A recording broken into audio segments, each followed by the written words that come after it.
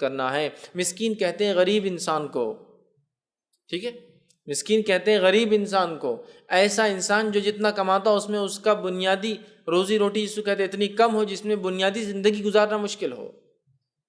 ہمارے دور کی آج کی مسکین نہیں، مطلب یہ کہ آج تو مسکین کی اصطلاح ایسی ہوگی کہ میں اپنے آپ کو بھی ڈال لیتا ہوں اس کے اندر، یہ نہیں، مسکین وہ جو کماتا ہے لیکن اتنا نہیں ہوتا ہے کہ جس سے اس کی بنیادی ضرورتیں پوری ہو، وہ مسکین۔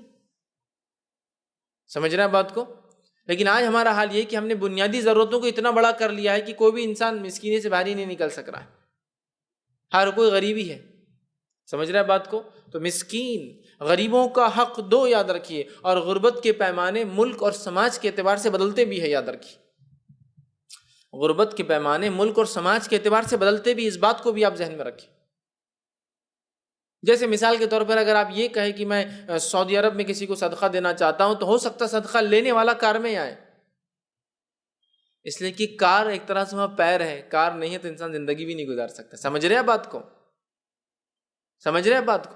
تو اس کی غربت کا معیار الگ ہے، ہندوستان کی غربت کا معیار الگ ہے، افریقی غربت کا معیار الگ ہے، یاد رکھیے، اس بات کو بھی سمجھنا ہوگا، ورنہ ہم بہت ساری بار جب باہری ممالک میں جاتے ہیں تو وہاں رہے کتنی تنخواہ اتنی ہو اس کو کنورٹ بھی کر لیتے ہیں، لیکن آپ دیکھتے نہیں اخراجات بھی اس انسان نے کتنے ہو جاتے ہیں، کہ پانی کی بوتل 2 ریال میں اسے ملیں گی، آپ کنورٹ کر رہے ہیں تو وہ تو ہو جا رہے کافی رقم ہو جا رہی کہ 40 روپے ہو جا رہے، 38 روپے ہو جا رہے ہیں، ارے یہ تو بہت انکم ہے اس کی ماشاءاللہ، لیکن آپ یہ سوچیے اس کے اخراجات بھی کیسے ہیں۔